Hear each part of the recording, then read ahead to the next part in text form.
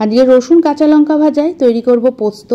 পোস্ত আমরা কম বেশি সকলেই ভালোবাসি, যদি আলু পোস্ত হয় তাহলে তো কথাই নেই, কিন্তু আজকে একটু অন্যরকমভাবেই পোস্তটা রান্না করছি। খেতে খুবই ভালো লাগে যদি এইভাবে রসুন কাঁচা লঙ্কা ভেজে পোস্তটা রান্না করেন। তার জন্য আলু লাগছে, আলু তো কেটেই নিচ্ছি, একটু ডুমো ডুমো করে কেটে খুব ভালো করে ধুয়ে নিয়েছি। তারপর কড়াইয়ে সর্ষের তেল দিয়ে দিলাম, তেলের মধ্যে হাফ চামচ কালো জিরে আর দুটো শুকনো লঙ্কা ফোড়ন দিয়ে কেটে রাখা আলুগুলো দিয়ে মিডিয়াম আঁচে 4 থেকে 5 মিনিট মতো ভেজে নেব। এইভাবে একদিন পোস্ত রান্না করে দেখতে পারেন। আশা করছি এই রান্নাটা আপনাদের কাছে নতুন লাগতে পারে, আর যদি কেউ এইভাবে রান্না করে থাকেন অবশ্যই আমাকে জানাবেন। আস্তে আস্তে লাল হতে শুরু করে দিয়েছে আলুটা। এবার এর মধ্যে দিয়ে দিলাম স্বাদ অনুযায়ী লবণ আর সামান্য পরিমাণ হলুদ গুঁড়ো। যদি পোস্ততে কেউ হলুদ দিতে না চান সেটা স্কিপ করতে পারেন। এবার অন্য একটা কড়াইয়ে 1 চামচ মতো সর্ষের তেল দিয়ে দিলাম, আর দিয়ে দিচ্ছি 10-12টা রসুনের কোয়া, আর দিয়ে দেবো স্বাদ অনুযায়ী কাঁচা লঙ্কা। একটু ফাটিয়ে দিলাম তেলের মধ্যে, না হলে তেল থেকে ছিট করতে পারে। হালকা লাল করে ভেজে নিচ্ছি। এই সময় গ্যাসের আঁচটা একদম মিডিয়াম আঁচে করা আছে। আস্তে আস্তে লাল হতে শুরু করে দিয়েছে। এবার এর মধ্যে দিয়ে দেবো পোস্ত।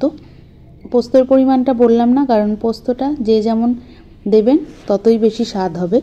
যত বেশি পোস্ত দেবেন তত বেশি স্বাদ হবে। পোস্তটা দিয়ে গ্যাসের আঁচ একদম সিম করে 2 থেকে 3 মিনিট মতো ভেজে নিচ্ছি। একটা সুন্দর ভাজার গন্ধ বেরোবে আর কালারটাও চেঞ্জ হতে থাকবে, তখনই আমি গ্যাস বন্ধ করে দিয়েছি। এবার নামিয়ে ঠান্ডা করে নেব। অন্য একটা প্লেটে আমি নামিয়ে নিচ্ছি।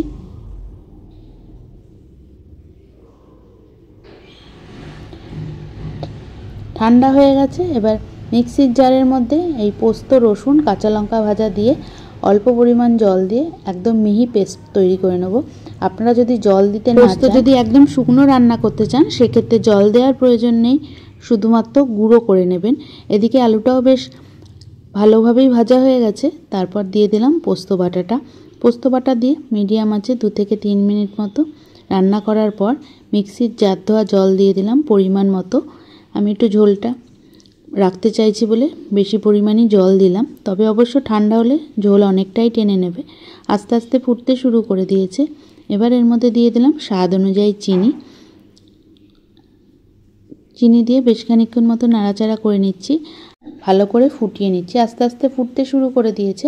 গ্যাস সিম করে ঢাকনা দিয়ে ঢেকে প্রায় 5 থেকে 6 মিনিট মতো রান্না করব। আলুগুলো সিদ্ধ হতে বেশি সময় নেয়নি, কারণ এগুলো চন্দ্রমুখী আলু। এবার আমি গ্যাস বন্ধ করে দিচ্ছি। যতটা ঝোল আছে ঠান্ডা হলে শুকিয়ে যাবে। তাহলে তৈরি হয়ে গেল কাঁচা লঙ্কা আর রসুন ভাজায় পোস্ত। একদিন এইভাবে পোস্ত রান্না করে দেখতে পারেন। অল্প হলেও রান্না করবেন, দেখবেন খেতে সত্যিই খুব ভালো লাগে।